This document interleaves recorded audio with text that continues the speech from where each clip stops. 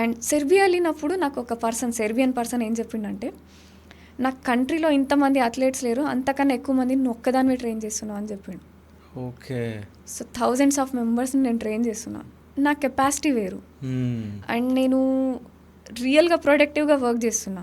So I can't waste my time on social media. నా screen time చాలా తక్కువ, మినిట్స్లో ఉంటుంది. సో నా ప్రొడక్టివ్ వర్క్ ఎవరికి కనిపించకపోయినా నేను ఎంత చేస్తున్నా, ఎక్కడ రిజల్ట్స్ వస్తున్నాయి, కనిపిస్తున్నాయి, అవార్డ్స్ వరల్డ్ వైడ్ వస్తున్నాయి, papers world wide, media like championships వెళ్తే వాళ్ళ మీడియాస్ కవర్ చేస్తాయి. సో అండ్ వాళ్ళ కంట్రీస్ నుంచి opportunities per hour 50 to 70 euros pay చేస్తామంటారు, ఉండడానికి స్టే, లైక్ చాలా ఆపర్చునిటీస్ ఉంటాయి. ఓకే.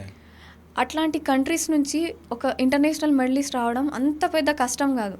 ఇట్లాంటి కంట్రీలో గ్రౌండ్ కూడా ఉండదు, బేసిక్ ఏ ఇన్ఫ్రాస్ట్రక్చర్ ఉండదు, సపోర్ట్కి ఉండరు, గవర్నమెంట్ ఉట్టి పెద్ద మాటలు రూరల్ టు గ్లోబల్ అంటారు కానీ నిజంగా చేసేది ఏం ఉండదు. ఎగ్జాక్ట్ మాట్లాడితే నీకు బ్యాక్ సపోర్ట్ లేకుంటే వాళ్ళు అస్సలు ఎంత టైం వేస్ట్ చేస్తారు తెలుసా. మెస్సీ లాంటి అతను, మెస్సీ ఒక్కటే స్పోర్ట్, అతను నేనేం అచీవ్ చేసినా కూడా ఇమాజిన్ చేసుకోలేడు, కానీ అతనికి ఎట్లా రిసీవ్ చేసుకున్నారు, అతను ఒక్కరికి చేసిన సపోర్ట్, ఫినాన్షియల్ సపోర్ట్ ముచ్చట, కొన్ని కోట్లు ఇవ్వడం జరిగింది. ఆ ఫండ్లో స్టేట్ నుంచి ఎంతమంది ఛాంపియన్స్ వస్తారు ఐడియా ఉందా?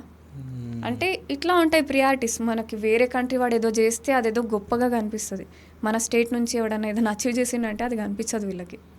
నార్మల్ హ్యూమన్ నేచరు, మన బ్యాక్వర్డ్ పీపుల్ అట్లాంటి వాళ్ళు కూర్చొని ఉంటారు కదా సీట్స్ మీద, అందుకు అలా ఉంటుందో నాకు క్లారిటీ లేదు, కానీ కొంచెం కన్ఫ్యూజన్. ఇంతకుముందు మీరు చెప్పడం జరిగింది అంటే 30 ఫారినర్స్ ఫాలో అవుతుండే అని చెప్పేసి.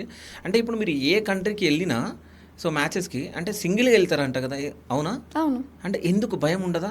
అంటే మీకు సపోర్టర్ ఎవరైనా ఉండాలి కదా. ఎవడన్నా వస్తేనే భయం, నాతో పాటు వాళ్ళు పోతారని. సో నేను ఉన్నా పోయినా పర్లేదు అని అనుకుంటా. ఆ మైండ్ సెట్ లేకుండా అయితే ఇక్కడ దాకా రాను. ఓకే.